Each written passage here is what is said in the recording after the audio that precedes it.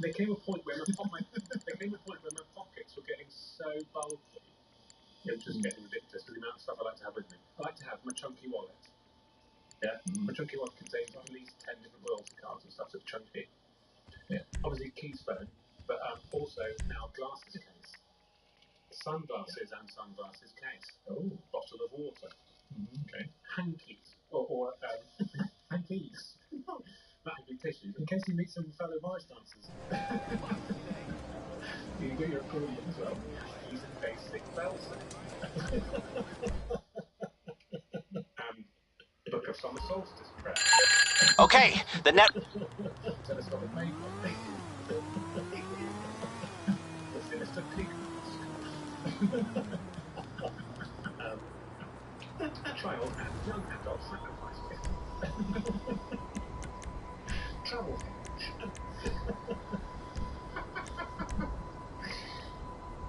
Full set of three-dimensional tarot sculptures. Now I had it all strawberry stand. Right, so there's like I need a pack, right? There's all that stuff as well. So there's a function, right? What about the aesthetics, right? Also, sorry, I have presented the bag. My bag also contains some bag, which is a nylon orange polka dot supermarket recycled reusable bag. Yeah. So I can go shopping. I can look at that. I can go shopping. If I see a supermarket, I can just sell that to you. Just sell that as cash, right? Yeah. It's a price of money. It's even a bucket. Bucket. And some polyethylene and some basil and some milk. And two amounts of milk and some march. And just see what happens. Do you remember there was a period where, like, it was considered hilarious that there were man bags in times? We had to live through 5 jokes about man. All right, we might be ready to move on this thing. If you want to work, you'll get a knock on your door any minute. I actually feel like many bags have existed together. Yeah, for quite a long time. But does it specifically refer to just a little? I know. So the implication is like is that Napoleon fought a war on 2 fronts and literally never had a bag. Didn't bring a bag. But he was keeping quite a lot of emotion in his hat. That's true. Is that why they had the big hats in those days? Yeah, they had the big hats, but also they had it the other way around. They didn't have man bags, they had bags. Better raise on up out of here. Boom! You ain't going nowhere. Flip the concept. Yeah, talk to It the was man. unacceptable to have a bag man. You still needed the bag. Okay. The man is gone. Now you're the man. You need a man bag. Yeah. So there's a time when it's like, oh, it's a lovely bag man you've got. Yes. Yeah. Of course you do it. Oh, he's very good. Oh, he's roomy, isn't he? He's roomy. You don't belong over here. Yes, but the trouble is, I have to open them at the top, so the stuff at the bottom gets a bit squished, and I have to empty that if I want to do that. I'd really like one I can open down the side, but yeah, thank you very much. Piece I of like shit! the way that slots in on his face, the way that bit slots into the other metal bit makes a satisfying click. Lovely class. Yeah, you ain't ready for this. And his face, it's got a nice patina, hasn't it?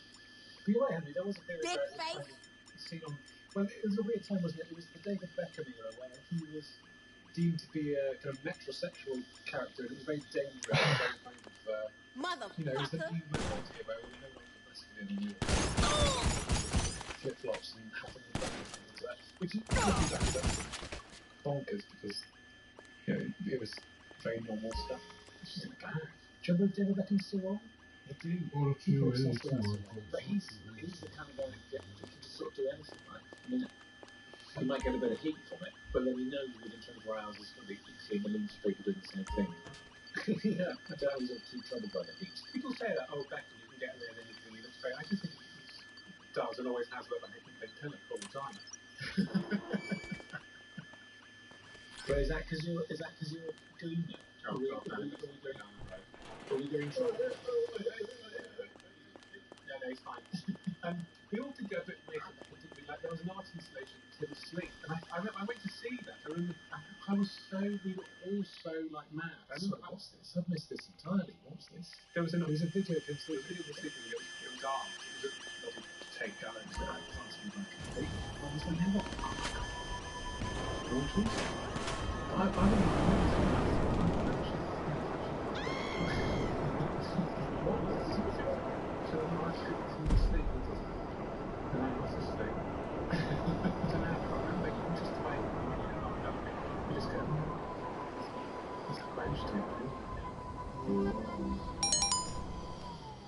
I would like to know what it feels like to have an airbag go off my face. I wouldn't like to be in a situation where that would be life-saving. So a leisure airbag. I would just like to know that. It feels like something that could be part of stag do's. Could it? It'd be great to focus. Oh, I get down the old booty edge. Get down the old yeah. So you get in a red now. Get up to get an aeroplane. So you get a large aeroplane. You get in a red now. We'll make sure that's blowing it out over there. And then drive into the nearest bar. Oh, look at your face, Mike, when it went off in your face. Really run everything's up. No, rather than freshening up. If you're at the sort of low edge stage of the stag do, and sort of, you really need to find that second wind, I think that could provide it. Can it injure you? Like, can you get me part of the whiplash story? I don't really know. I don't know much about it. The worry, I've had the worry before, when you see the little sign written on the steering wheel that says airbags inside, Does it then go off at any time? yeah, the idea of it accidentally going off would be horrible. Because that's like the equivalent of a small child whacking a bag of crisps and blowing that up next to your ear. But like times 1,000, isn't it? Which is, of course, is what the airbag was based on initially. That saved their father's life. Saved father's life. Is in Reno, Nevada. Yeah. Back in 1973. Because he was about to drive into a large orange sort of stone cliff. One of the ones they have there growing out in the desert. Those big cliffs that just grow out in the desert. He was just re-spooling a tape cassette and not paying attention to what was on the road. And his son was about to prank him by blowing up a bag of what they call potato chips. And they've got a very low range of flavours. It will be salty or paprika or cinnamon. That's all they know. So he then was about to back up, blew it up, and just thought, back at the same time.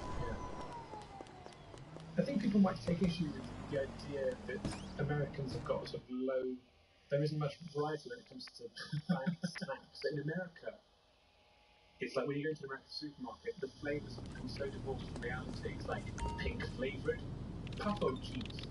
It's like now in purple. And obviously a picture of the demented looking rabbit on the front. Just like with like sparkly marshmallows flying out of its mouth. And it's like now as a foam. Just don't know what the fuck it is. We on? Okay. It's a boat drop. Products loaded and waiting. They'll pay more for it if you get it to them quick, so get on over to the dock. Just got folks are obsessed with America. Marshmallows got peanut butter, is it like cinnamon? It's actually peanut butter, cinnamon, marshmallow. That just hasn't got the kind of marshmallows. Wow. There's those really slowed down marshmallows.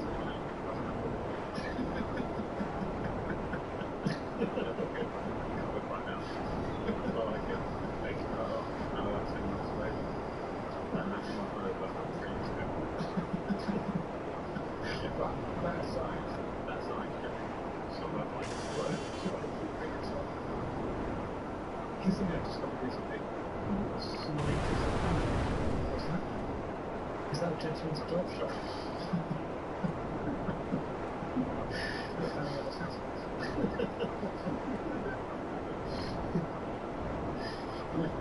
I think slide is a kind of like, you know how weirdly, normally the plastic food laid out in supermarkets and corn shop and stuff, but sometimes in a garage you'll find it really like sort of unique, quite sort of sophisticated, just like creatively kind of food. Do you ever mind that? Like my local garage is just this little slice of that.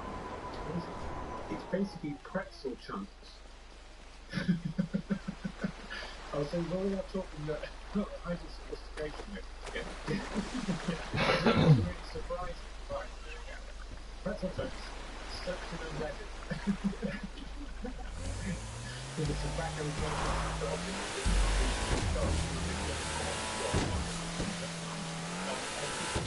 a very active pretzel. They're called sliders and they're pretzel chunks that just feel like it's deep fried for since the 70s.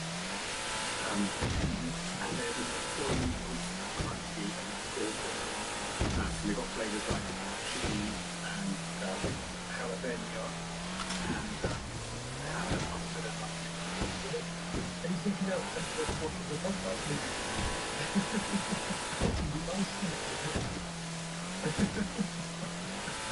America's petrol bacon since 1900. That's what it says. They're American. I don't know who did that. Right. The Snyder Alpine special pieces are made with Snyder's typical sourdough festival, then broken into chunky biting pieces and coated with one lager of biscuit. That's how you done it. So I have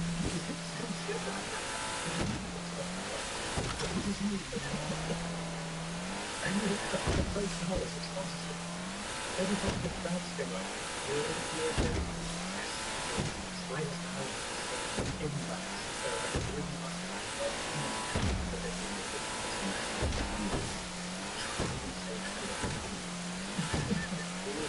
anything above it, you get 15 grand. That's I'm trying to transfer the whole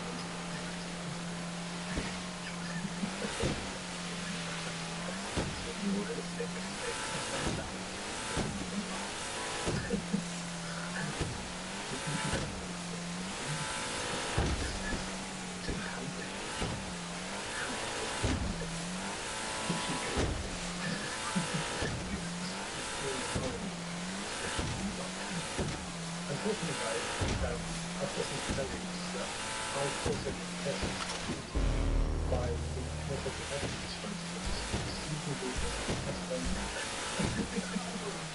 yeah, they've got a decent range of absolute chunks are a little bit dry for my liking. So that's why I always go with a Snyder's a Tannin. I mean, if you like it, you know, so much grease that you can't touch anything for hours afterwards, sure, go for a Snyder's a Tannin. But if you just want flavour and convenience, then maybe go for a sneaker brew. I wonder if it's the music confess the variant was option to they're doing one, they're pretzels.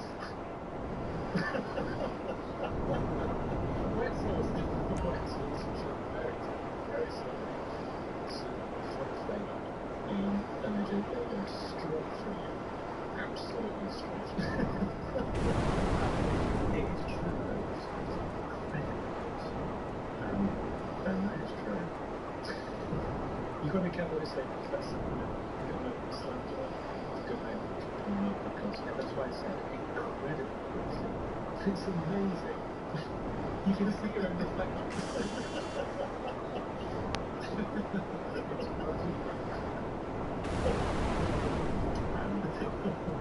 But my favorite, just sometimes I think to me it's a score which is you're in quite a low end shop, yeah. And then you'll look at the most sophisticated European choco hazelnut snack. Enjoy it while skiing, or at a fondue, or do you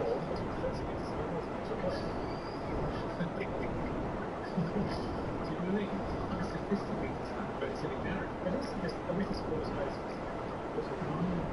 My garage has got a biscuit I've never seen anywhere else. This biscuit it's called Bounty, so it's related to the Bounty bar. It's got the Bounty, it's got Bounty font. Yeah, it's got the aspiration of that. It's Caribbean rice. It's got all that right. They're not just going to say, you know, so it's straight. But it's Bounty biscuits. Soft cookie biscuits or something it's called. And the biscuits Bounty biscuits, soft cookie biscuits. I guess it was quite soft. It's an uncooked cookie dough Bounty. So so many things going on. It's like this coconutty biscuit which isn't cooked. So it's sloppy and coconutty. It's absolutely disgusting. But it's only available in my garage. Are you sure it's a garage? It's not a delicatessen.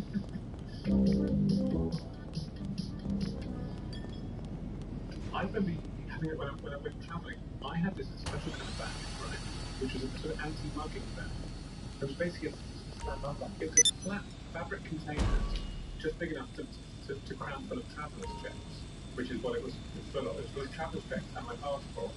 My dad organised one of these our first university. My documentary travel checks. Yeah, documentary travel. They really give you their skin covered. They don't take flesh covered. They just shadow onto your body, right? You then, bearing in mind you're a teenager, you're quite smelly anyway, and you're walking. I was going around Southeast Asia, so really hot, sweaty countries with a big backpack at all times as well. Impossible Hear me? unless you're back in your hotel room. And also, gradually, your traveller's checks and your documents become a bit wet. Fucking wet. It's true. Those are terrible, terrible things. It's proper backhead wash type stink. Yeah. That's it. But I substituted that for external bubble bag. But the external draw around the front. When I went to the decoy, where it's done up because it did actually take all the documents from me. And never saw it again. Well, I could have in a month. What kind of money with the threats? I think they've been very fun. I think it's almost big ones given this stuff. Yeah, I know. Well, actually, I didn't want to get I didn't know I had them. Because that's a bit. That's the screen. That's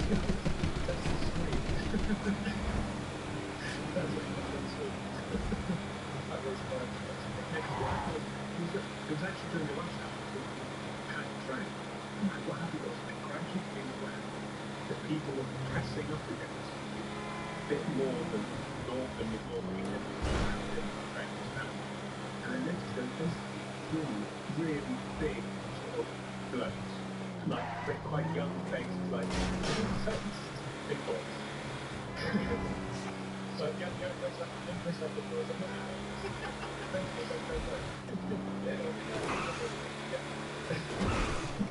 There we go.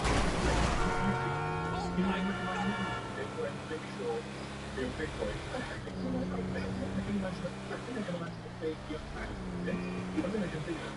You don't need to help you too much at this stage. But I'm like, everybody's face is going.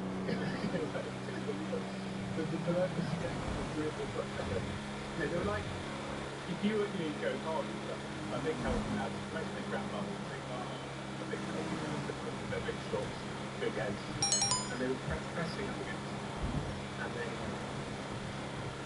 they were pressing against it, and there was pressure pull stuff out like front-loaded bumper, which was just sat there in front just saying, here's where it is, stuff that matters. And they were there, turns out that's what I did. In Spanish. I think Mexican Spanish today. And I swearing English. Yeah, absolutely cringing back. Classic principle of fighting swearing over time. How did they react to your swearing? They carried up pointing my stuff. But all the other people in the train, newspapers, just all the commuters were just like, oh, it's not going to get much. No one cares. And then I saw it was like, called they got away with it. And to this day, I've not travelled on a Mexican train. Or in Mexico. And did they use your passports to go into your family home? That's right. You got back and then there's three large Mexican boys who, one of whom touched you, right? Studying English literature. Yeah. And the five sons, what they did.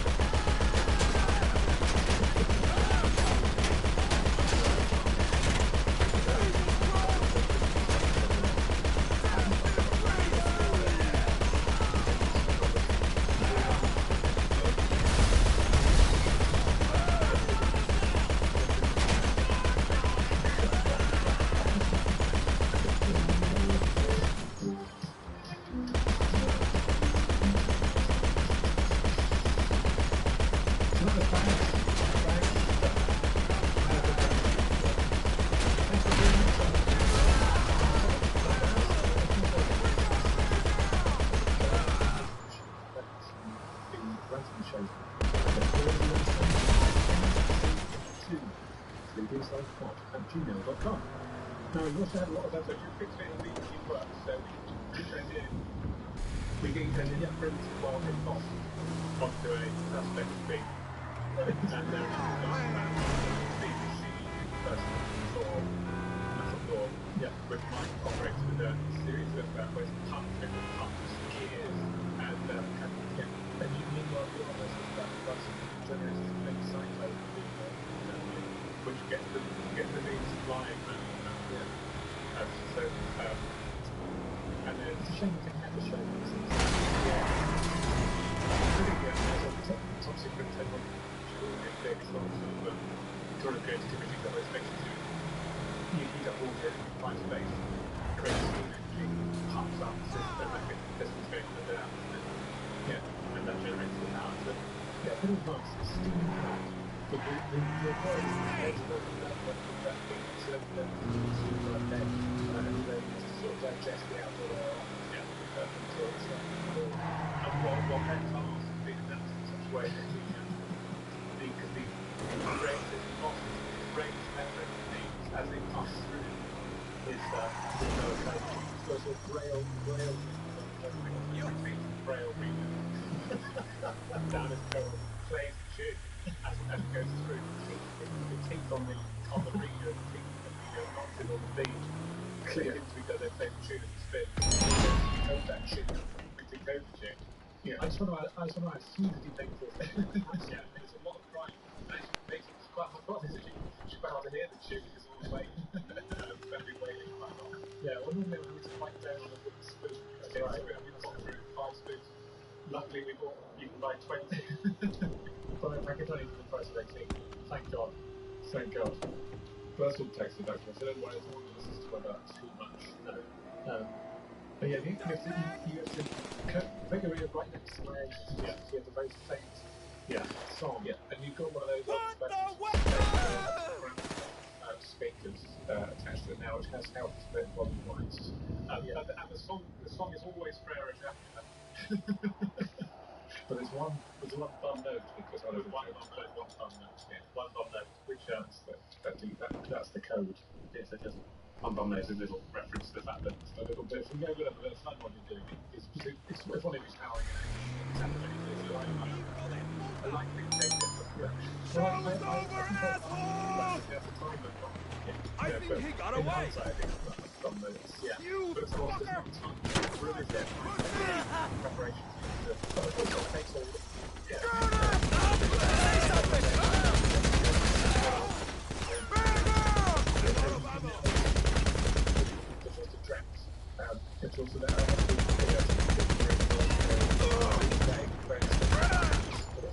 That goes direct into my lumbar region though, so and that the thing is, as we get to the end of this podcast, while I'm enjoying talking to you two, also at the same time thinking, but as soon as we press stop on the recording, I have to start the process. So there's that feeling of frustration throughout this last section. Get on the floor!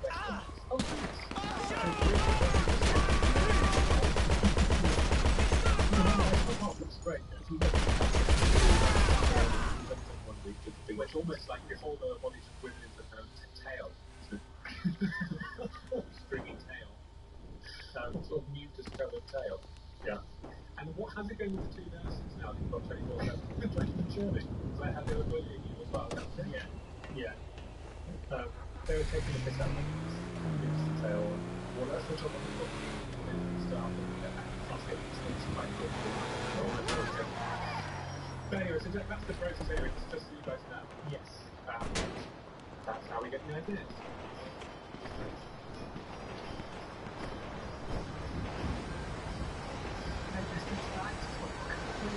What seems to happen is we clicked into the little group where we were taking the comments and I quite like this. We had a lot of questions, but I'm going to read you Dan Trelford because he seems the most angry about it. So it's quite a long email, so I'm going to shorten it a bit, but he's writing about the fact that Henry, I think, says that Cary Grant, you never see him run, just sitting still. Okay?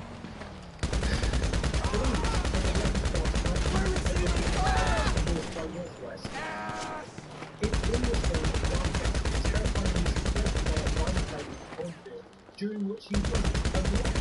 He throws himself into the rest on a number of occasions as he almost dies before being hit by a truck and then running off when the plane crashes into a truck and explodes. I don't want to get angry, please, but this is one of the most famous scenes in cinema history. It has been studied and dissected and celebrated for over half of a bloody century. I will say, if there is anyone should do or start watching other any session, or have a quick crash course in cinema history, grab some popcorn, watch a few classics, and do the work. All of you. Okay, not to go on about it, but the idea that Art was just some kind of setting sun capper is particularly unfair, given he was, in fact, a fully trained and rather excellent acrobat. Cinema has rarely seen an actor more eloquent in his demands for a great concert. Have you seen other famous concerts to catch his feet, where he's a brilliant live cat jumper, or monkey business, where he does all kinds of business, including roller skating in Malvern Way? Clearly not. So Henry was half right.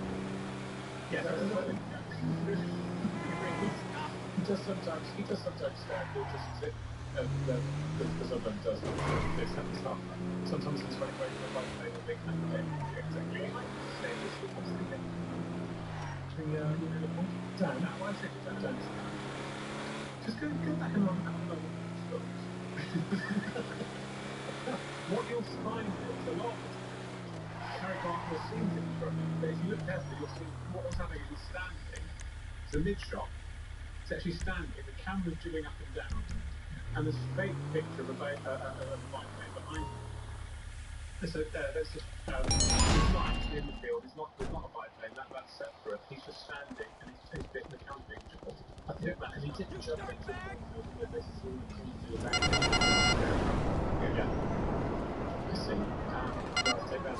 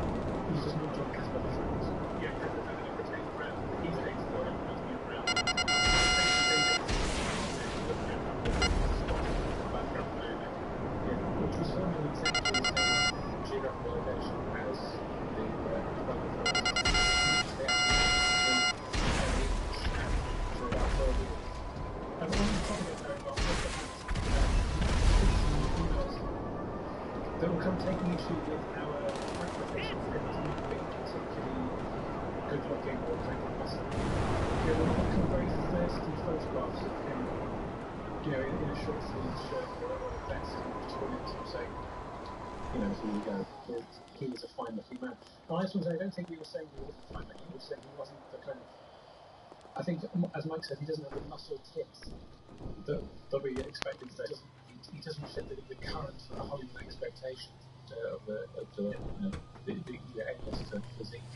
Or he was a handsome. Also, a lot of people were angry that we said that Cary Grant was in front of Roman Holiday, or Gregory Peck. Great name for again, it's very hard to prove these things one way or the other. But, I respect that opinion, so you can agree to disagree.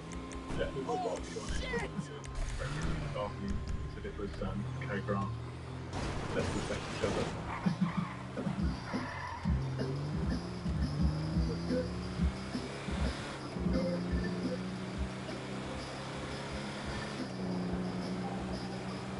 And now it's time for what? Competitive section. On a different topic, Lauren Briscoe writes, she says, after listening to your podcast, I'm enjoying the additions of the competency section and digested track talk, which, may I add, this is most insane, hasn't got back in 2 episodes now. we did talk about digestive tracts a little bit, and unfortunately they could be retrospectively. We are now probably as well, because yeah, so both of those, yeah, this is the side of these typical as soon as you think not to do it, Lauren writes, I wonder why yet we don't have a jingle that talks about flightless birds. I think it would be a great addition as it is a reoccurring theme. Yet I have no music talent or knowledge, much like you to play Seven Nation Army. I propose that Mike suggests one genre, while Henry picks another, and Benjamin can match the two, creating a great melody. it's a very strong suggestion. It's a mashup. Love it. So we got this email earlier in the week, and I did ask both Henry and Mike for a genre to create a new flightless bird jingle. Mike, you said Bottom number. Henry went for Early Dylan. Bob Dylan. Why didn't specify? Dylan Thomas. Oh no. And I made one. Okay, here we go. This is flightless bird jingle. Welcome to the flightless bird zone.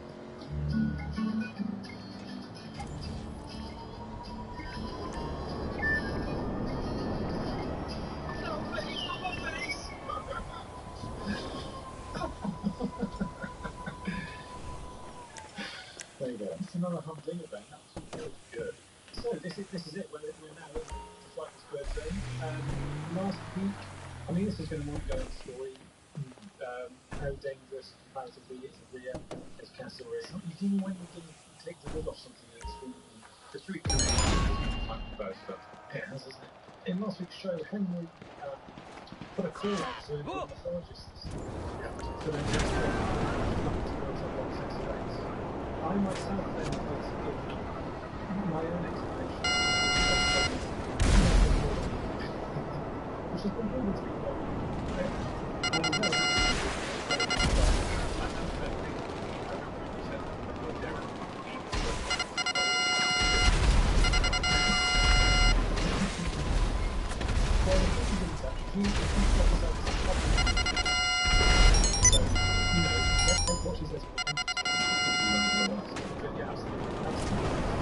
She says, most flightless birds, or Scutionophores,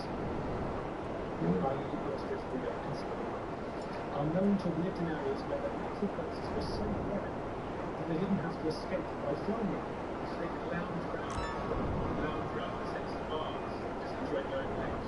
So they learn to stretch landscape, put them on coffee tables, which they need to be able to do that. Well, as she says, they pass the ability not to fly onto generations after.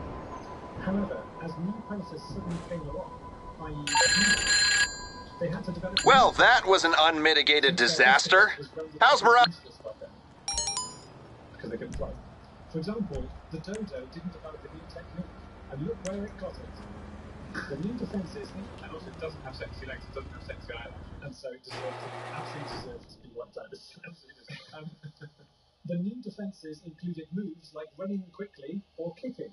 Thus, the legs and leg bones overdeveloped into the sexy legs we know today. Hope I could help Letitia. So there you go.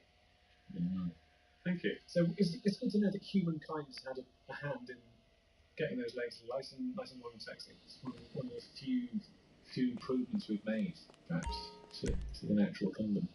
We also have a few tweets and emails. I'm not going to brag, but there were lots along the lines that we were being quite sort of short-sighted in our view of what a sexy leg is when it comes to a bird.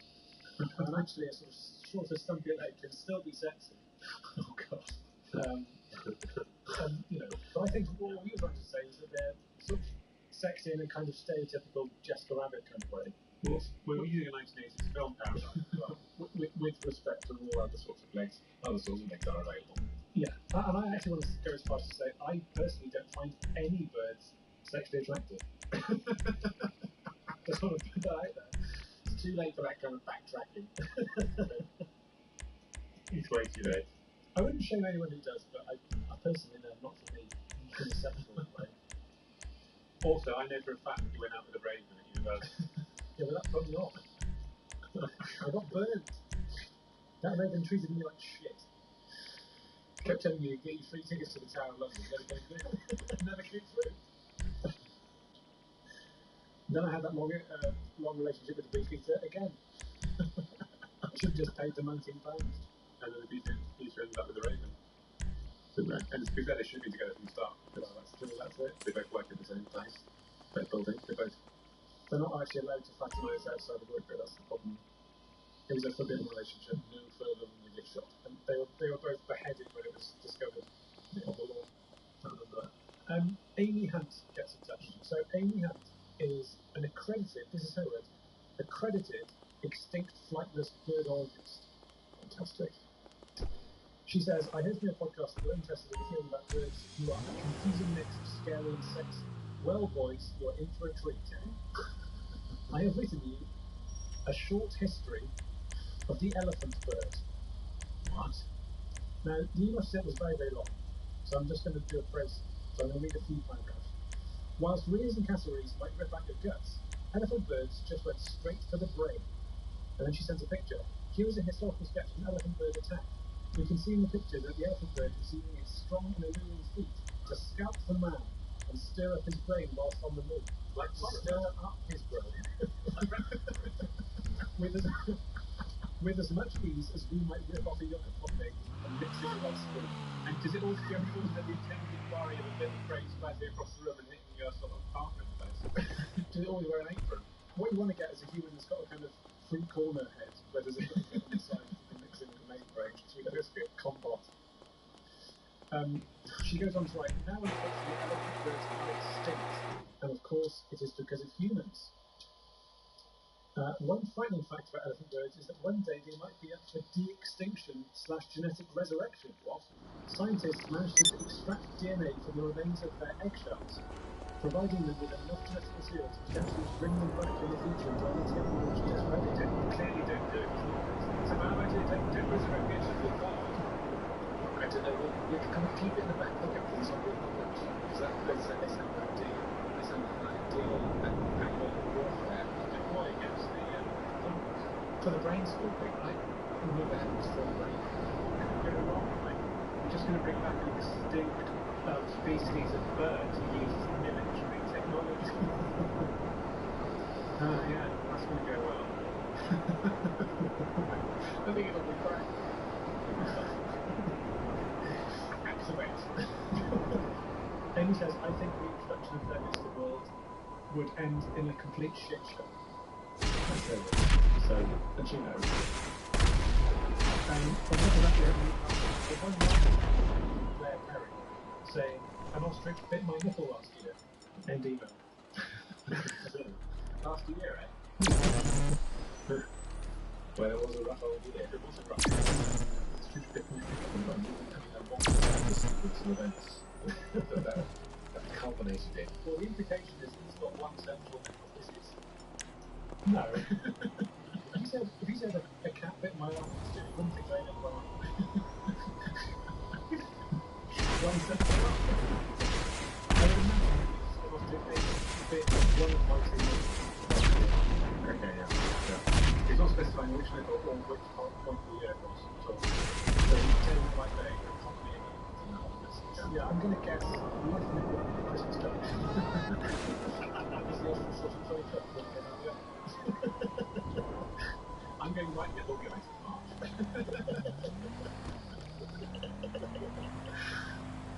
Also, there's something I've noticed from the email series. It's your fault. In the first episode, you went on a bit of a strange rant about how if someone writes a long email, it's their mad that you get not receiving a long email. And I would say that at least 40% of the emails we receive say, I'll keep this short so as not to anger Henry. And I think it's probably having a dampening effect on the kind of correspondence we're receiving. I'm sorry about that, but I still think it's better. You stand by it? I do stand by it. You don't want to come across as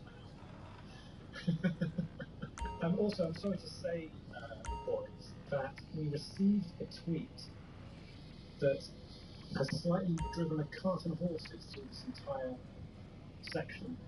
Are you ready? Okay. Susan Turnbull sent a tweet saying, Dear Beans, the secretary bird is not flightless. What? So it must be discounted.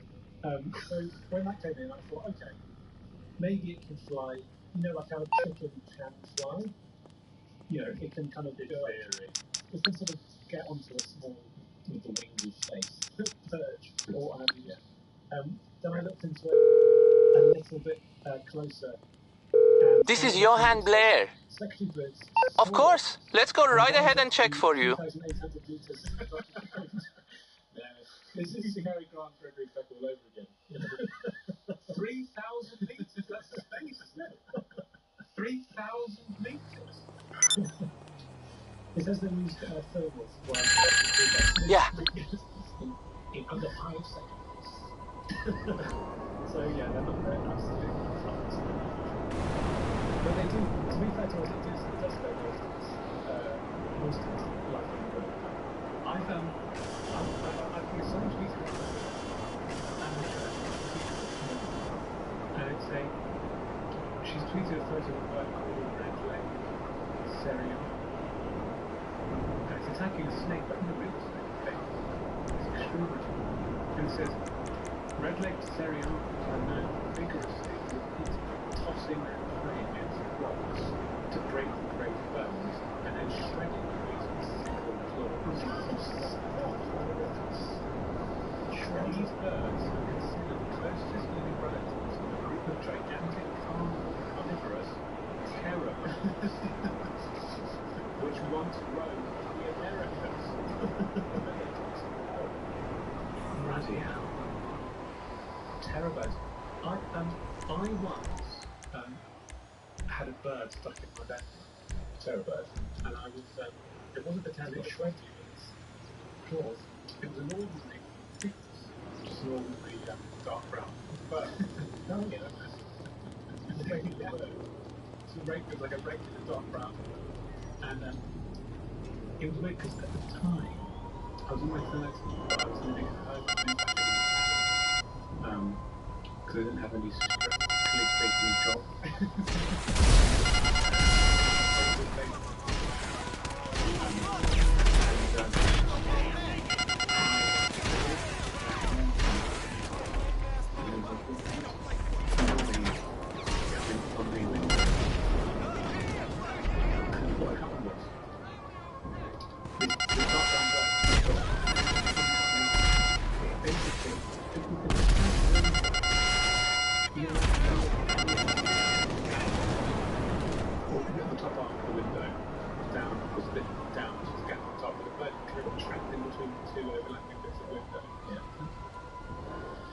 And I looked at it, scratching at the glass with its claws, and it terrified me. Just protecting everything in real time. What was more there at the time? The bird or your clicking at the claw? This really would have been about to that ice size. Yeah. Yeah. But what is that the bird, once a bird goes to the cute thing which raises the spirits of pensioners and which in multicolour form will proudly bestride greetings cards for all occasions. Yeah, that's what the bird is. It's nibbling some nuts in your granddad's garden, his mood's improved. Yeah? As soon as it comes forward, the bird transforms into this. I looked into his eyes, these dead eyes of primal horror. These eyes of Darwinism, just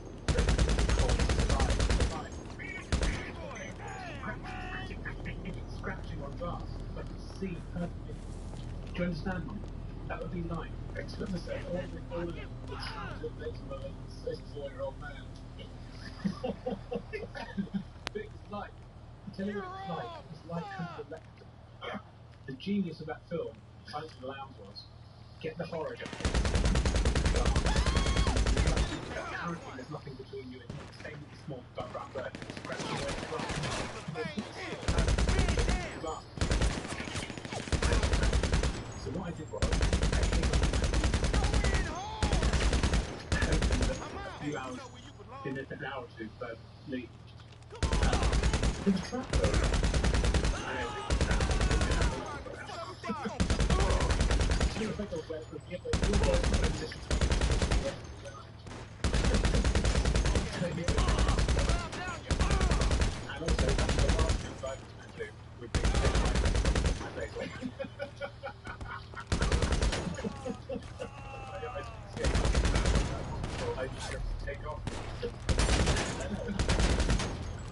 So my face,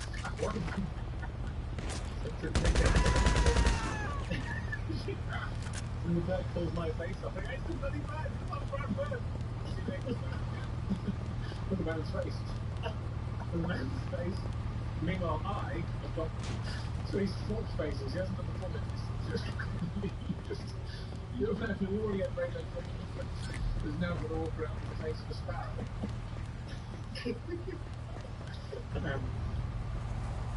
I tell you what, graduate with sparrow face.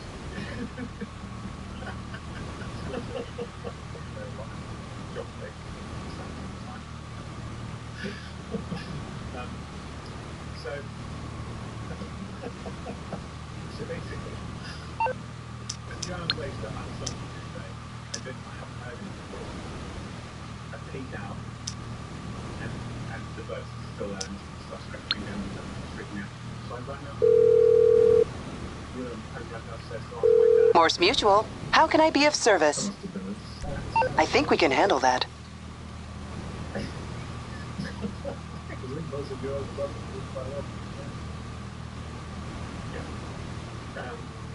There was basically I couldn't go in that room alone.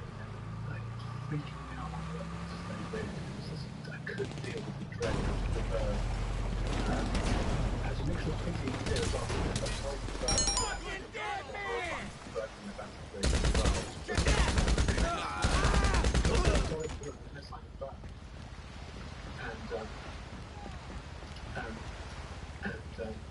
I was like, oh my God, the bird's just gone.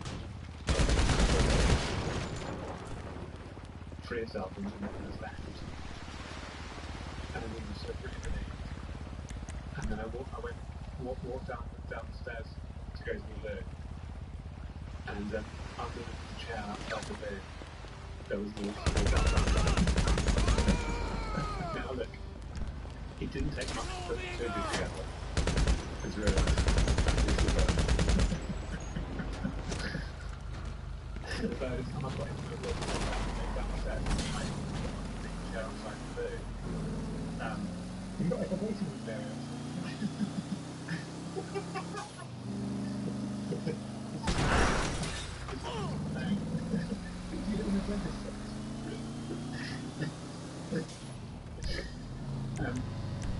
Why is the chair outside the loo? I've never sat on a chair. And the only thing that chair doesn't do is the fact is for a small dark brown bird. That's why I was attracted to the box. I think my dad then was able to cup the bird in his hands in a way he was supposed to be able to do. Gently take it outside and release it, whispering something sort of inspiring. So I say, You need something, huh? One of your rides? Let me know. I'll bring it by. But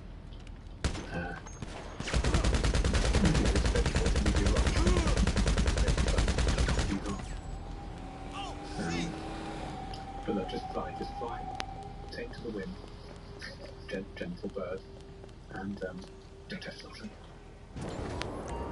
Don't have that third leg. Then just two legs. What's wrong with mine? Try and do that. And if you never got that, just no, I'm just sort of just make it to a snake.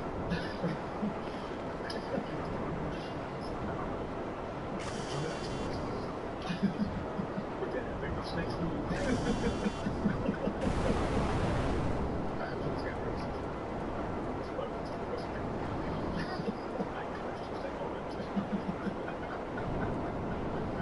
This document how to read just so that it's got to be a weakness. It was a difficult time, but that happened. And then, not just over 2 years later, I did actually move out. So, goes to show that maybe it was a sign. I think I took it as a sign to probably just knuckle down really just declare it properly for another couple of years. If it wasn't for that bird, who knows what I might have done. Might have moved out and really gone for it. If you're listening and you have successfully cupped a bird in your hands and taken it to freedom, do get in touch. And what did you quietly whisper into its ear before releasing it? Right then, we welcome your emails to threebeansaladpod@gmail.com. Do get in touch. We're also on Twitter. There was talk of starting Instagram, but we haven't done that yet. Yes, we will. We will launch it at some point, but until then, thanks for listening. Bye.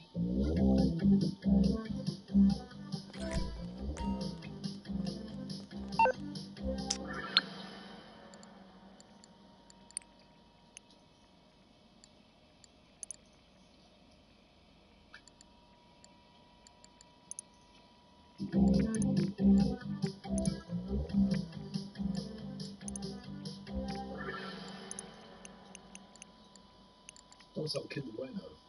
Nice. We went to Tesco the other day and there's a new section called bulk buying, and Catherine bought essentially a pallet of Kinder Buenos.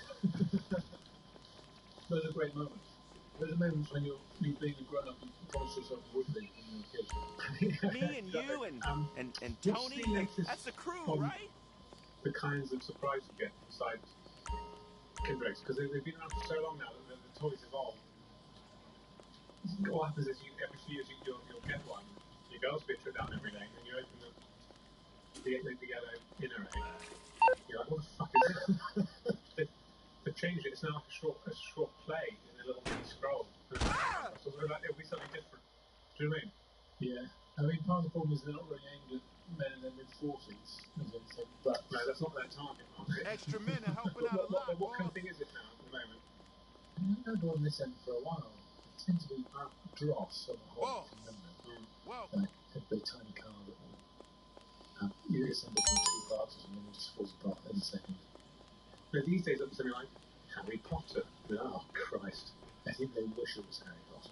Bloody these days, it's probably little statue of Greta Thunberg. Yeah.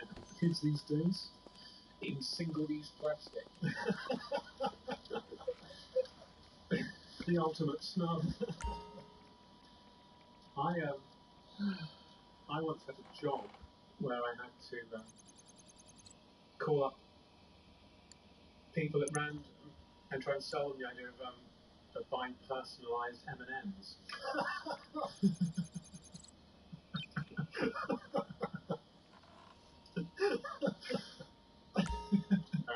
And they thought you were the silver-tongued. I thought I was the guy who sold if anyone. So that was a job when I was. It was a call centre job, and things I remember about that job are it coincided, not coincidentally, with very deep depression. But I remember that job. When I was first brought into the office, I couldn't believe how small everything was. Small, it's really weird. My chair was just too small and too low down. The desk was really small. Everything was really mini. It was really tiny telephone. Everything was tiny. But what I had to do was I had to call up companies at a bunch of numbers, and I had to talk to people as high up in the company as possible. Get me the CEO of the AE system right now. Yeah, so basically, every AE system, something nice little snack after you raise the village to the ground. So the deal of sex isn't sex. Yeah. So really, I was starting to think I wasn't sure I was getting which F6 seems to go for, because they were both, well, I think it was when he was a bright yellow ship. There were some great F6 which had really good machine guns, and they had an extra ejector seat, which I thought was really good. In case you've forgotten your bag. In case you've forgotten your bag. the pilot can eject and you can eject his stuff if he's left behind. Yeah, that's a nice touch. It had extra machine guns front and back. It had bombs that went down, also bombs that went up. So you could Now you are prepared against government tyranny. Or very good. Going quick, flexibility. Yeah, it's still all and the other was F-16, so yeah, there's two ups between, and the other one had the tow bar. It had the tow bar, so you can bring your caravan on. The internal mechanics of a VW Polo. Yeah. Basically, they'd taken the internal mechanics of VW Polos. You had glove compartment, you had a CD player, surprisingly good boot space, and a little triangle that broke down. But what really swung it for me was there were these M&Ms. They were just on the table. I picked up one of them. I was about to toss it in my gob, and had a picture of me and my family going on holiday in an F-16. Bike rack on the top. All going on holiday in an F-16 and bombing the resort. and then there was people going out on my mouth saying, wasn't happy with the service. Take that. I was lucky that I bought 500 It's sale day. Okay, we're throwing this stuff out with the trash. And pick up the product and get it to the drops. Okay, so when it comes to sales, it's a numbers game. Zero is, well, put it this way. Add a zero.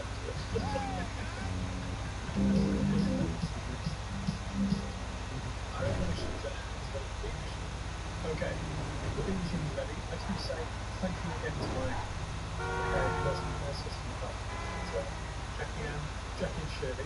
Shirley's been sucked out into it out of the building. They will do nothing. What does mean they've got the fire? But it will not got the Chesapeake Price Note. Which does a lot of things, just day-to-day stuff. Most of it up in terms of the and the skills still, it's not on your body, but the nice rights about the machine. And I don't know how many muscles appeared directly to the skull. And you sort of give the lie to the idea of your skeleton to be bumping for a heel, between the stuff. Because the human skeleton is absolutely perfect for that. Yeah. When you put probably for example on next time for no price. Yeah. Or let's yeah. We'll stop on the birds back flat. Right. First we can make the chest. Starts at the top. Not really sure. Okay. Number 61 is thank you to Michael Watson for asteroids. They were our end. Minutes, because they're only the first to the extinction level event. Yeah, the old obviously, there's Armageddon, deep impact. There's biological movies where it seems to take our messages. Some of this don't get rid of our words. It's actually the challenge. The bloody and use a where that is where it goes across. I'm not sure that, so do you think there's potential to be funded by it's highly funded? Yeah. That's why I'm on Space Force. Yeah.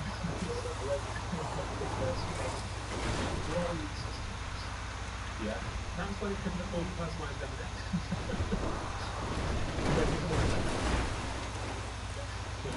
There is this passage that obviously make the box.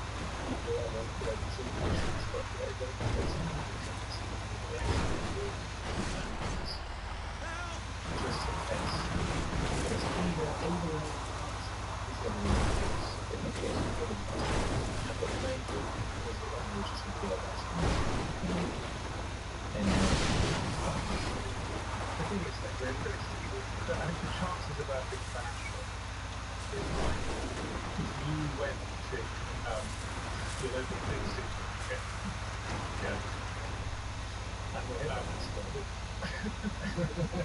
got it, like, I'm sure. It never happened so far. So yeah, no, I do like that. It's like going to a big supermarket. Well, no, rather than like going to a big supermarket, take your superball and just chucking it up in the air, and it hitting Steve Davis. It'll be somewhere that we after Steve Davis is there. Steve Davis is just sitting in the fish aisle, but he's definitely is. Well, no, you have to be. What I'm saying, because that ups the chances quite significantly. Yeah. No, absolutely. Because of the supermarket, all the supermarket, it might sort of hang around it. This one I think that's just like a wobbly but ignorance. I don't want into that. It would be like, the pike to the maggot. So actually, you're saying that it's pretty likely we're going to die in this point. No, I just think because you think about the Earth feels big when you're in spatial timing. It's small, but it's small. But the thing is, it's hard to forget. We've had so many misses, though, haven't we? Like in terms of astronomical terms, we've had some misses. So I think this is the universe 400,000 years ago. But as far as NASA is concerned, it's a close run thing. It's also abstract, isn't it? But one thing I noticed about that thing is that when you want to hold things up close, it's all about things like, are you taking charge of this? Is that Steve Davis by official?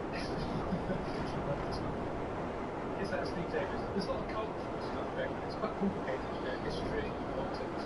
Yeah. So that's one that we realise. And then the more you pull out, and then like you back off the Earth, and it's just space. And all it is just this big circle. That's it. That's all there is. You know what I mean? So you're saying that if you were Michael Collins, for example, on his own in the lunar craft going around the moon, you're looking at the Earth, all you can see is the Earth from the rest of space. You wouldn't be thinking about Steve Davis being It puts it in perspective to be somewhere in action. What's the point? Yeah. But it looks like because of the different colour balls. That's the weird thing, that's how around. Yeah, we're just on the big sort of celestials and stuff. It's really nice. And Steve Davis is gone. I think we've got close to the answer there. The big question. Yeah. So Steve Davis was born on in a sense. He's probably big gas, I would say. Yeah, he would have been big gas. But then he would have been virgin birth. Maybe he figured out himself. He was born out of the coal apocalypse. He popped out of that. Everyone say, well, pocket the sleep, then to sort of cut the little strip. Cut the little strip, it was buffed by that. They didn't. The no, we did not do nothing. And no, we finished the game. And no, it was a good game. And they took the triumph about Steve Davis and it was perfect. And the man was so good. And the team had to break and broke up the chain. Oh my god. And Steve Davis, as it was foretold, spent a lot of time on the show. Really at the top of the game. Presumably, Steve Davis was a very natural choice. He'd be one of the sort of first on the list for the band at the time. When they actually exposed, when he was doing the no, I think you're right. I think he's the first. He's not in the bunker. He's in the spacecraft going towards the asteroid, holding the sort of super. Yeah. And I think the spacecraft designed the perfect sleep gear. Not just the one elegant super. Yeah. But exactly that, because he's in the depth that they find hunting partners. So they're always beyond the asteroid. Whereas in reality, the people single players, you can very accurately get a tiny little door into a little hole. So, you know, you're on the Death Star, there's a tiny little bit you have to get with the weapon into, and you'll just get it with the secret. And who will be therefore the guy who makes the mission that blocks people? Don't jump until you that's John Pratt, isn't it? John Pratt. So John Pratt, but actually the way you push on the tank comes from stuff is the rest of the time. Yeah. Opening arrow, so very straight into space. Because the craft is too long to look down the launch pad of the craft. Right, so he comes out with a you find the rest of the moon. In order to get there, he actually said, later said, you know what? I think still want to test the way in Sheffield. Until that's the crystal. And then Steve Davis, why is he naked with big coming short? Is that to do with the mission? I think it was before it was split up. Yeah, and because the very last one was just a volunteer, so he should have done it, he has to turn around to take the mission. Yeah, because there's no talking space, that's what people say about space. Yeah. The trouble is that and you might already know but a bit of a bit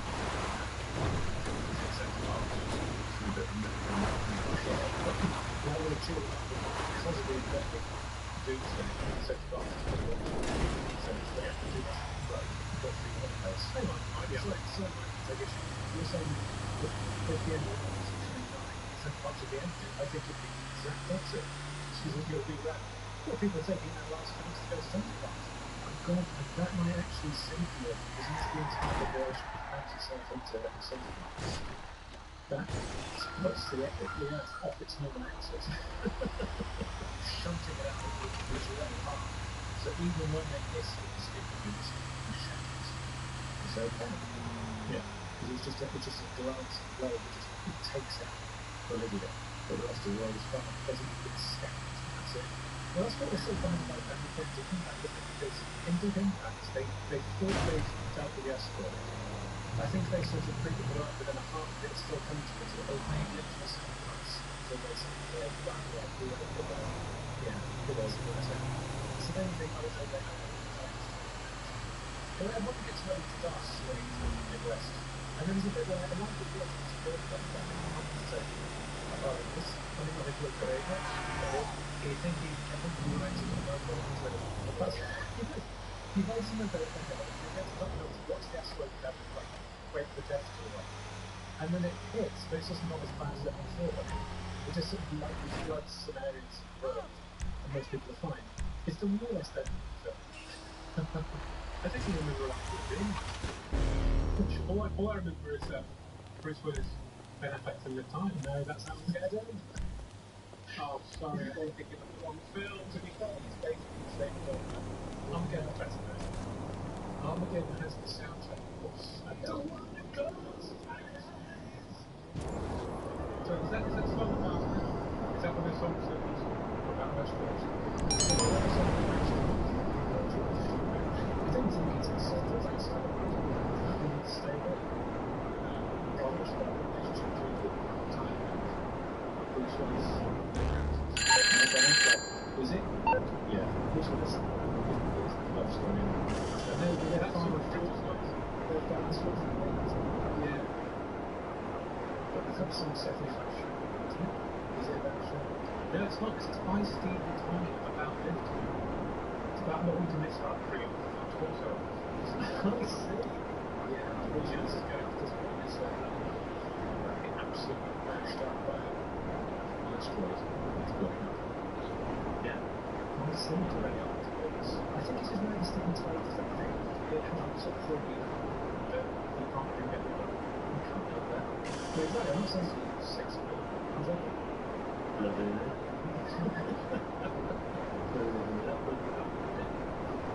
I think that was a song for your dad.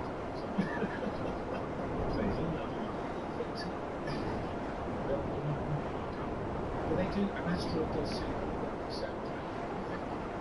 Maybe that's a good But you could have a bit of trying the show.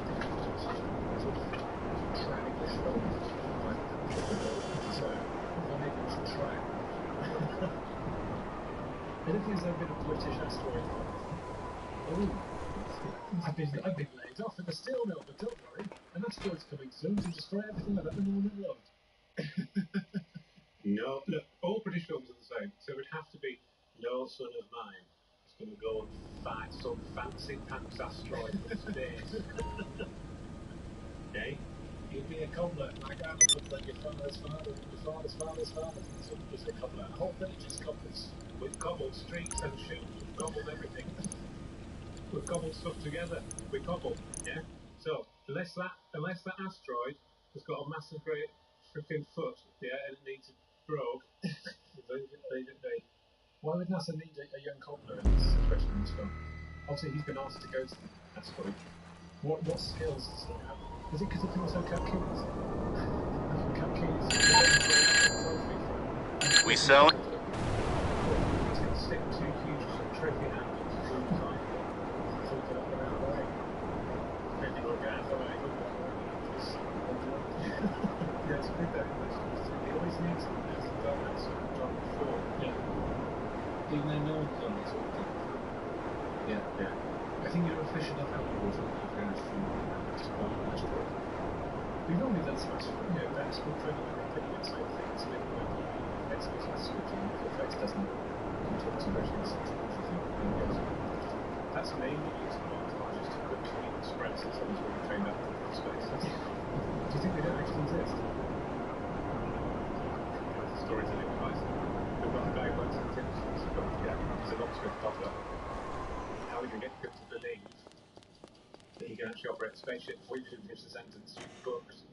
Put this baby and get caught in some scuba gear in a swimming pool. Scuba gear, yeah, get a quick scuba sequence. Yeah, no one knows what that's about. No one fucking knows. I think there's just a really good scuba club down at the NASA base. I think it's a good social scene. I think they offer this nice weather and dives. Yes, I think it's full on. You know the scene I like in those films?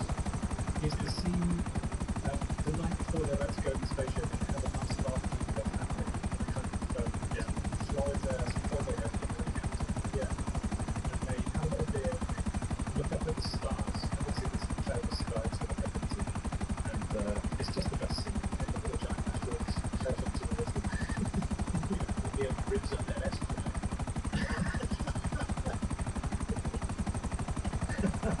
Seems some ghost like me. It's time for the ultimate barbecue. But that's the kind of the one who's going to die. Not to say, the rather more than one watching. Yeah. I tell you what, Susan, I'll be seeing you on April the 23rd. That's not months ago, that's fine.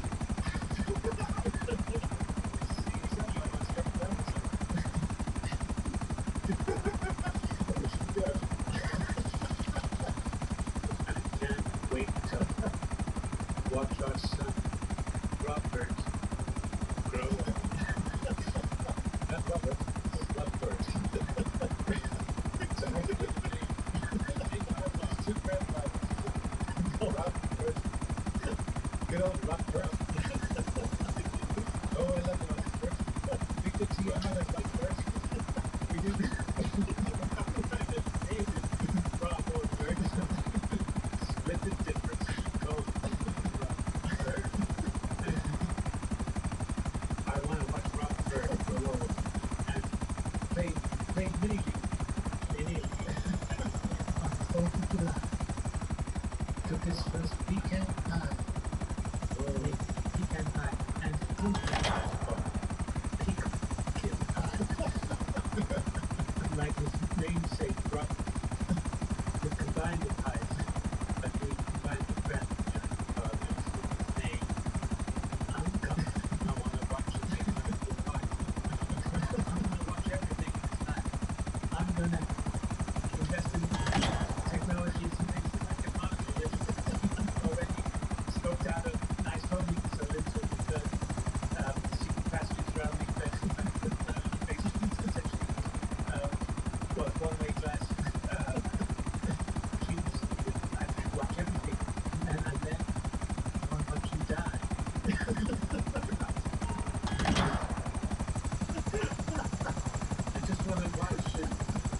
don't want to miss a thing. Take your nice seat, Tyler.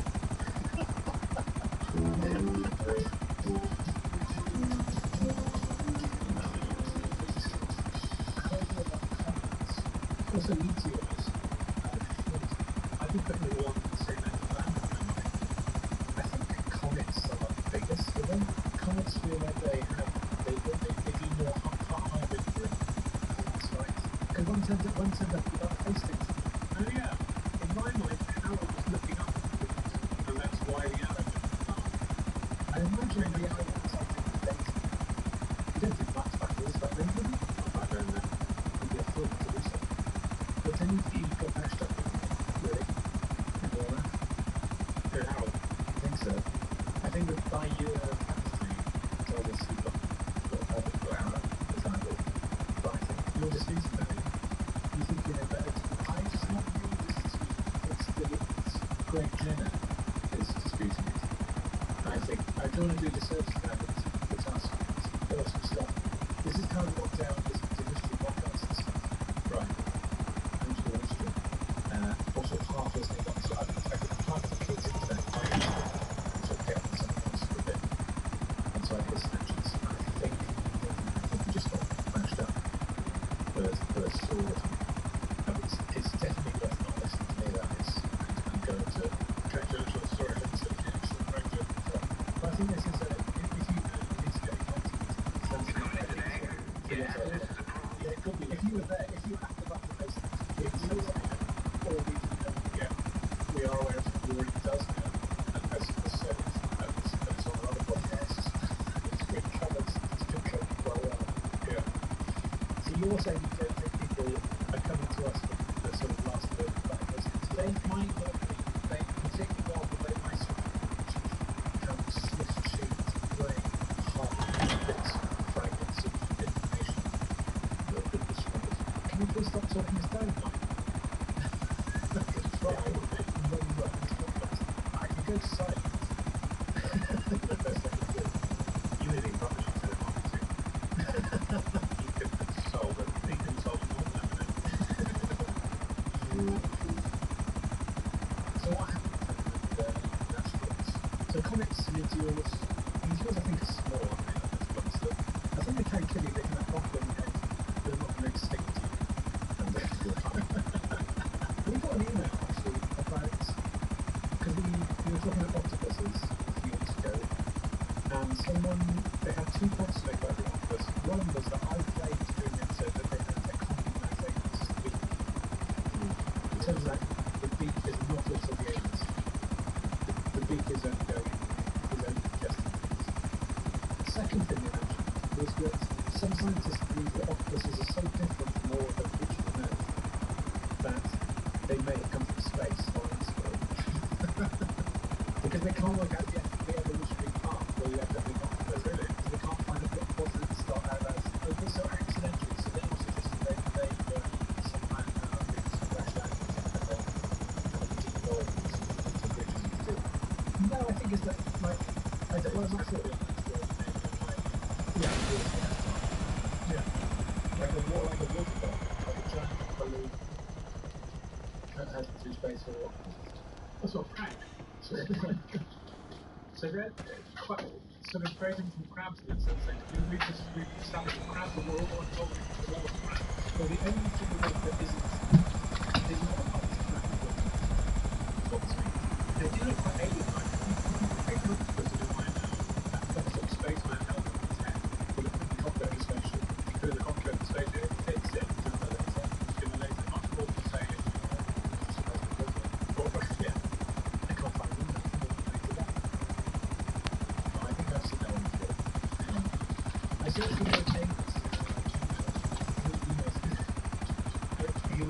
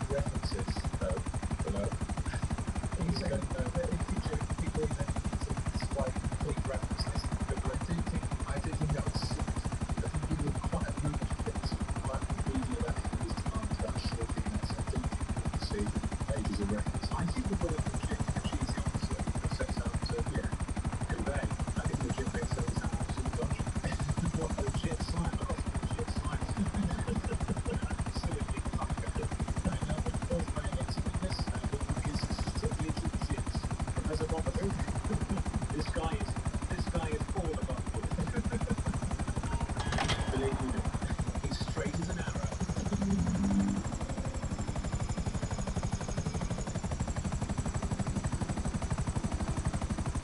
You know, like, every so often, there'll be a thing on the news where they go, and tomorrow, something will be happening in the skies.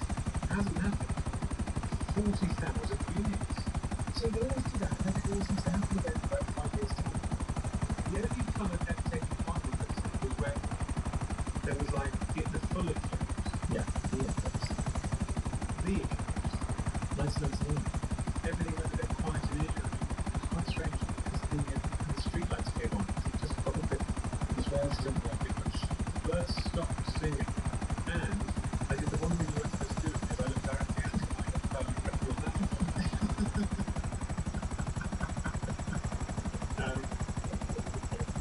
And to this day I've got a squiggly semi-seat. It looks like a book with semi-seats and squiggly elite. Is that true? Sort of. Most of the white seats, like the things swimming around. I'm pretty sure I've got when I look there at the eclipse. Do you think they're more digital than to continue the boat to drop?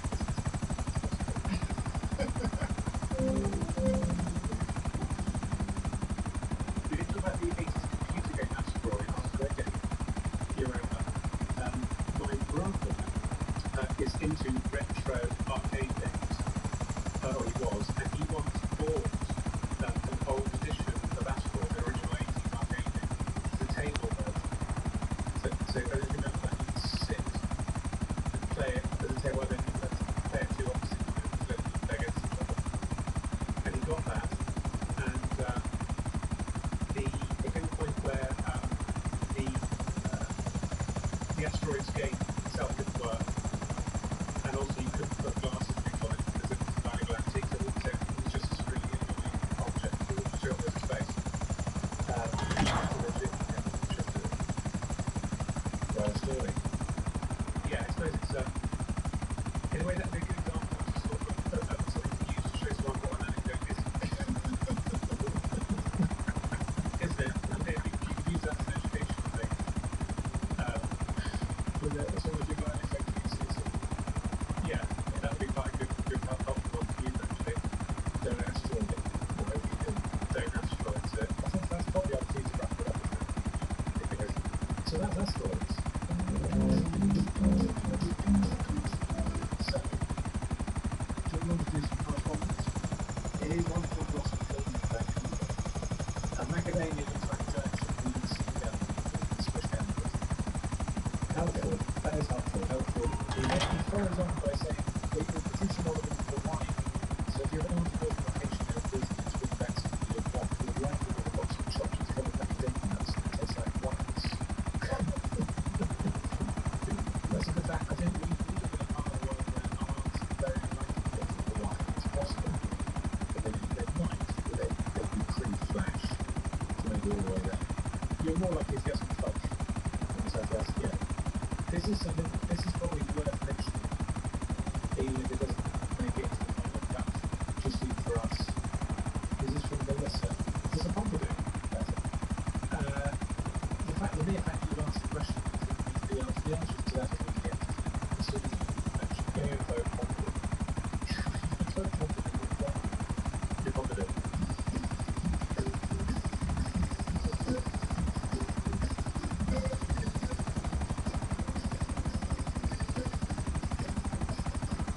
And now it's time for pompadour section.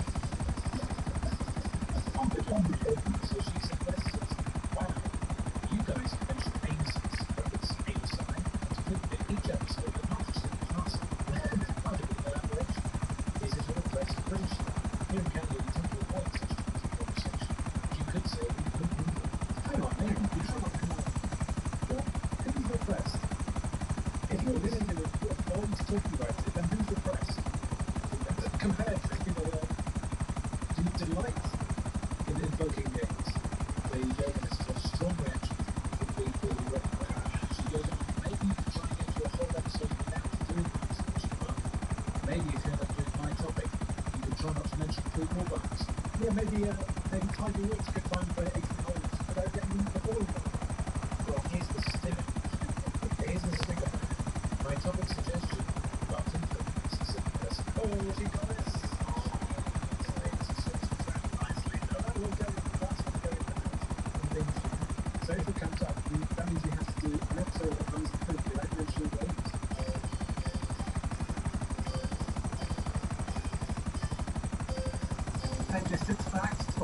through her. She raised the point, because even before we put the first couple of episodes out, I think a couple of ideas had been tested, they had it tested on, they had been flagged up, but we lurch into it. Yeah, I think the first 3 episodes we basically went straight to toilets to like toilets and something else. Do you think, I mean, this again, I agree with Ben, we're not repressed, therefore. Yeah. We are pretty relaxed with who we are. We're in a good place. We feel able and almost compelled. I think she already knows. I think she knows that she's fine. I think she's done the Spurs thing. I think she already knows. She knows she's right things up. And that made me see that little switch again. You didn't see that clear. She got us. As a true compliment topic,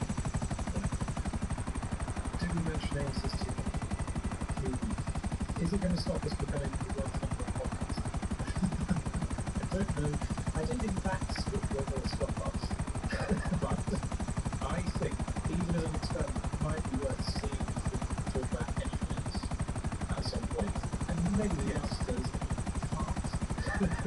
But also, Ben, it was good to worry about podcast ratings.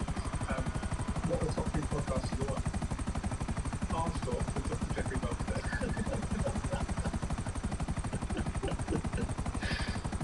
There's Captain Flatship to the side of the Georges. Captain Flatship to the side of the Georges. Yeah. And it's a bum deal, bumming around with Brian Bumstead. Yeah. Those are your top 3. Yeah. That's like including Turd Watch. Turd Watch doesn't qualify as a podcast because it's not video. Yeah. Turd Watch is massive. It's not YouTube. But then, are we trying to enter a creative marketplace? Are we better to emulate people, or are we better to try and sort of flank Brian Bumstead by doing something else? I'll tell you what, I'll cleanse the planet with a message from India and Russia. Oh yeah. Hiya, Beatmasters. Did the listeners from Russia to get in touch? So here we go. In Russia, we don't boil things, they boil us. Forever screaming externally into the darkness that's just Ilya Dmitriev. It's a great message. I'm so pleased to have a message from someone from Russia. That's very exciting. Oh, we also, of course, we had a bit of contact from a 3D Silent Presents podcast. We did. Do you want to talk about it? Yeah. We did get a message from there is a podcast out there called the 3D Silent Presents, which we had managed to not realise existed when we pressed the button for podcast. We got in touch. Now theirs is very different, to be fair. They analyse in depth 3 Mr. Beat movies and they got some of the different movies. I think I got that right. They got in touch too. They made a very kind of suggested, given that we then sort of bolded in with the same name, that some sort of confusion might be in the object. And what we thought, well, maybe we're not really the sort of few frame of mind at our stage. So we said, let's be friends and stuff. And they very kindly agreed to basically speak about happiness and Scott Goodness to tell us the podcast. So basically, there's a word that they're going to be self-produced projects. So thank you to them. Yeah, most definitely if people are listening and are interested in those movies and I haven't listened to it yet. I will get that hunt. But give those movies. I think give everybody into not particularly interesting. That's all, yeah, exactly. I'm sure we would mind. Yeah. I think it's a record there. Legally it's not really a big deal about it, but we have lots of laws, structural laws, fire and shot across their banners. Isn't it? Where we basically ring-fence their assets, but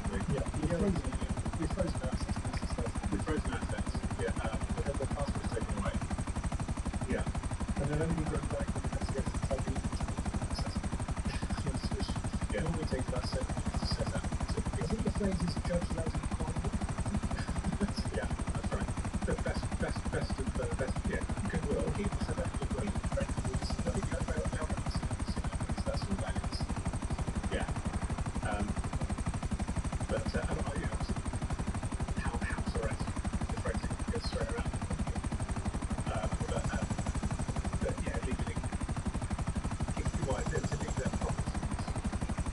Now, there's a who's to say, but they wouldn't be eaten by dogs.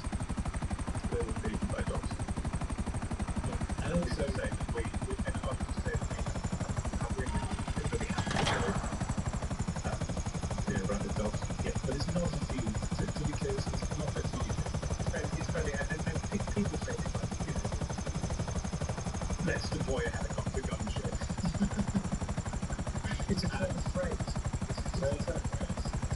It's not something that would necessarily do that could we're not going to deploy a helicopter gunship. Oh, The deploy to the deploy. Yeah. because deploy has just happened to know the very little time mentality before they would each other. And he's looking for places to fly, recreation. It's Getting on the bed now. Yeah, he's trigger happy. Sure. He's trigger happy. Trigger to his hand. Yeah. Well, put it this way, his list of ethical values is as short as his bazooka tubes are long. So Have we actually met him when he sold his personal set? Like in the 90s, that's right. was they're half each. So half of that are opinions just for revolution paramilitary. It's a bit of fun. Yeah. And there was a time in illustration when it was like being killed in the 1957. That's right. Yeah. Well, that's it. So yeah, give him a listen. Yeah, give him a listen. And everybody mind just listen to it. And anything else, 3dside.pod@gmail.com with other reviews. Bye. Bye-bye. Bye.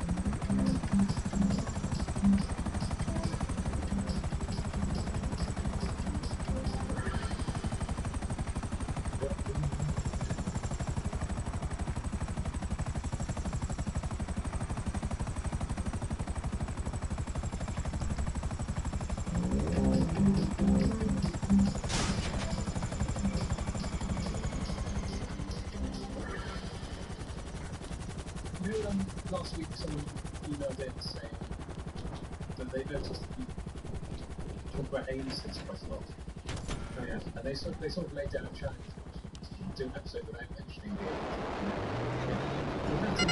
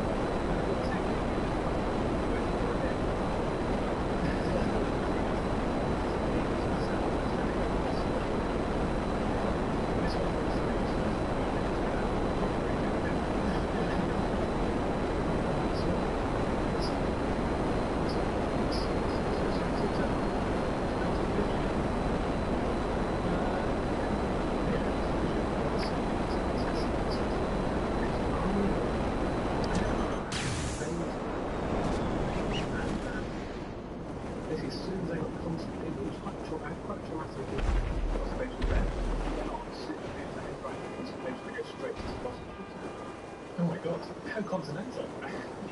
Things where you just got to spend a lot of time reflecting on the challenge. That's what you do. The way I see it is to break in the front and back. You don't send the police To the foyer. squad to the foyer. Do you know what I mean? Yeah. And that's how it felt at the time. It felt like someone was trying to break out.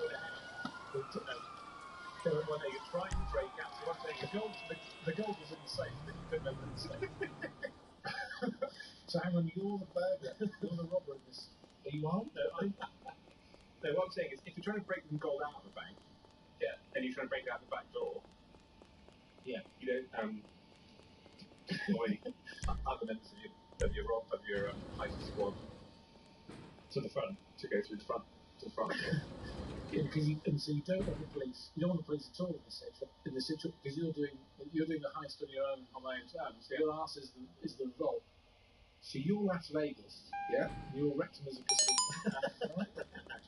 Yeah. Okay. And I've got the product. I've got the product. That's the main thing. I've got it.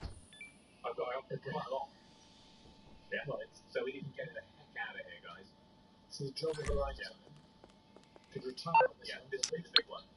This will be probably after this. Just pick your feet up and on a beach somewhere and never go to the toilets again. The dream. So is your point that if you go into the front of the bank, you've got to deal with the cashier, they press the little button under the counter. Exactly. There's all the people screaming and you have to go, I'm not messing about here, and you have to shoot civilians. Exactly. So what I'm saying, so if a bank had a back door entry which went straight to the safe, and all you had to do was get into a big pellet-shaped sort of outfit and headbutt yourself, and then you could sort of headbutt your way through this sort of four-wheel drive. Okay. There's a weak point round the back of the bank where there's a valve, some sort of aircon valve.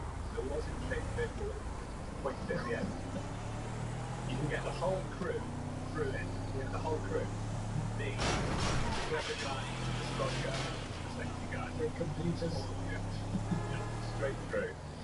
Acrobat, you've got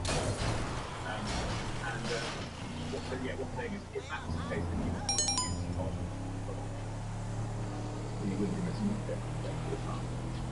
Now, banks, unfortunately, don't have a weak point valve round the back. They don't make one thing. But that's just talking I would say they are definitely our weak point species as well. Yeah. Yeah. It's like the Death Star, it's that little thing that goes through. Point of entry, well, you never go arms first. And it's what you always say in flight, isn't it? Yes. Although I say you never go arms first in the back, you do see someone going arms first in the street. That's almost as if they're take this gun. Yeah. From the broad view, I don't just black competition. They know they're going to hurt you, so terrifying. If we might go up the other end of the distant track, I've already started with distant tracks. I think we can make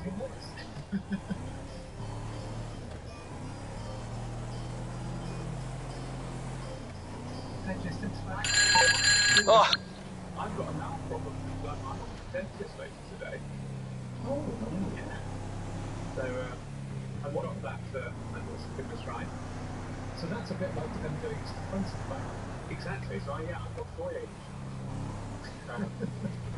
I was brushing the teeth a couple weeks ago, and I heard the sound of on the hill, which was a metallic clank as something fell out of my face. Well, it's better than a sort of clank of teeth themselves, of 32 teeth falling out at once. That's true. I was really worried about it, because it's there's one of my lower left. It's one of the ones that's compacting the food down. Hola, papá. You know ¿Qué haces? pretty obvious. Yeah, it's not one of the prestige fronting. One of the Not really sure. No te preocupes. not the ones that we used to office spaces on the front one. The latest team. It's just one of those thankless guys in the back. So it's almost this Titanic, it would be organised now. Yeah, That's the third one. good old fashioned.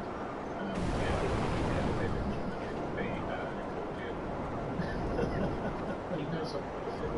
You play some with the dog breath, but yeah, I like teeth very much. It's not 100% feel to ours, actually. Something like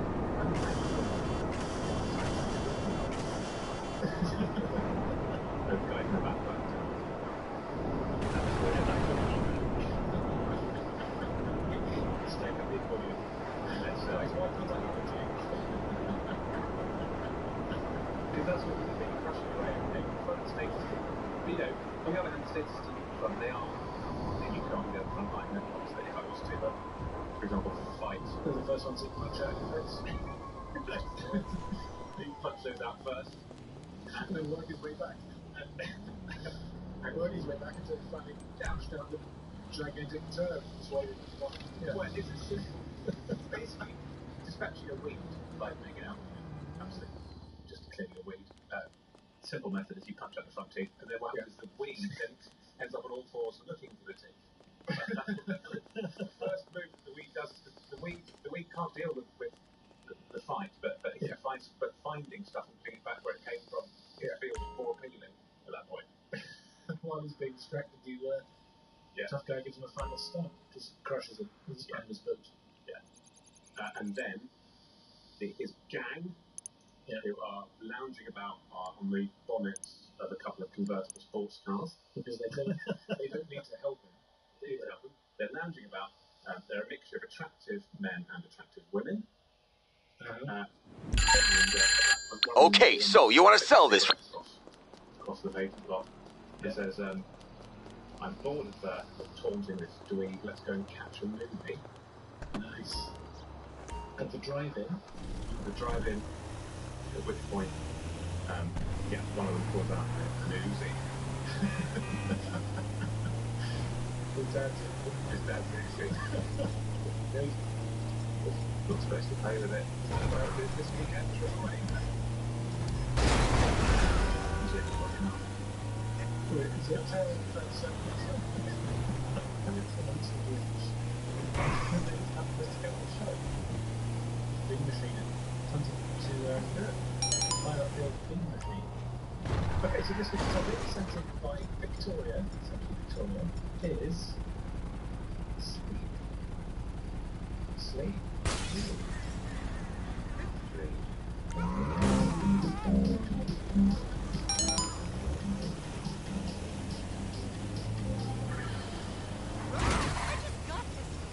I've often wished I was a short. Like Margaret Thatcher style. I knew to Thatcher time for Thatcher came up. People never said that fact about Thatcher. They are. They're just, I don't know, he seems like a he was a friend. Was he? But I've got horrible because I think it's kind of because I imagine kind of was a short people like that that's done. And you can get any of the things that I'm writing and to get them a horrible thing and just plus an extra for an answer. That's the decision. I know we've moved on from Thatcher, but can I, as a country? Well, yes. But also just I think the right to buy to this day. I read somewhere that she didn't really see that little, and that she did a kind of Mussolini style dictating it, that there was a bit of the lights down streets. She'd go to bed, but they'd move it on to him, but she was still out working. And Dennis would wear a wig. That's it. That's the silhouette there.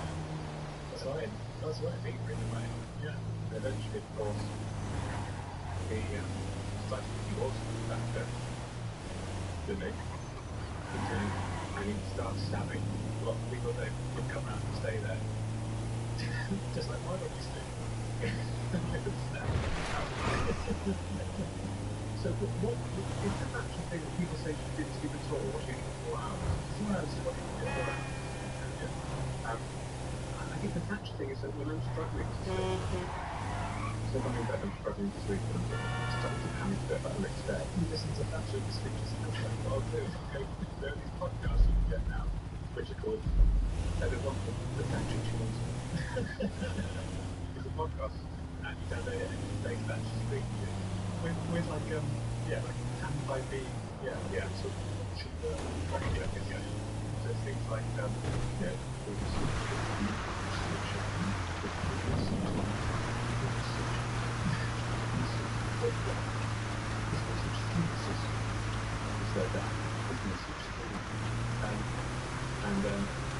just sort of talking out.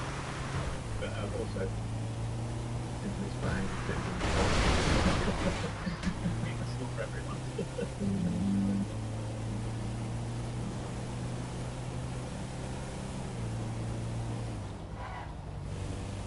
There's a few things that I do when I'm panicking about sleep. One of the things I'll think about is that Thatcher fact. So I'll be looking, I'll wake up 2 or 3 in the morning or something, and I'll be like panicking about sleep if I've got something to do the next day. And then I'll think, it's okay, Thatcher got by on 4 hours. So if in fact, that's what I'll do. So I'll look at the clock. So let's say I'm getting up at 8. Great, okay. Yeah. If I'm not sleeping, which happens every now and then, I'm sort of really bad night. I'll look at the clock, look at my phone at 4 a.m. or something, so I'm 4 hours late, and then I'll get, it's okay because Thatcher got by on 4 hours sleep, so it's okay. And then I'll think about that, and then I'll, then I'll get 3 hours, 3 hours sleep now. I can be okay. Now think, 3 hours. Yeah, I didn't know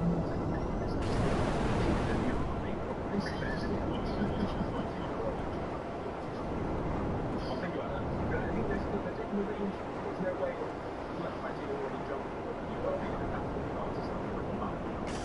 If you can, just have a 5-minute maps in a tree while you're making guns. But I think they're very good joke about that. But aren't they coping because they're in a genuinely terrifying situation? I mean, I wasn't afraid to turn life. I mean, the thing out of the illustrate something the next time. I might have a high update illustration. Yeah, if we have to draw a picture of it, it doesn't necessarily picture the same turn up as a good other picture. That's true. Some slowbacks. That's true. Because illustrate is a trend. And some of them I remember that I think it's okay because it solves they're operating at high level. But aren't they? They're not all just mapped and they're all operating at quite a high level, aren't they, soldiers when they're in battle? They're not just a bunch of people dozing around walking into trees going, oh, shoot the gun, I don't know. Oh, look at you two together. What a lovely fucking couple. Heat of battle, a little bit of paper and a pen, they could do a really crappy illustration just like that. Yeah, well, they can draw it. They'd be like, oh, great name, sort of a believable cat character, which is original, not some cats. It's not cartoon cat, just not original, but it's got a character, standing on 2 feet, it's got bow tie, and it's got movement and character, and the eyes just got shadows, which is great. I've done that, I can draw.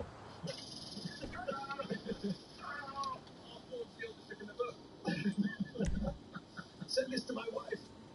Send this amazing illustration to my wife. Tell her to publish it. The cat's got character and bow tie. Half a cat.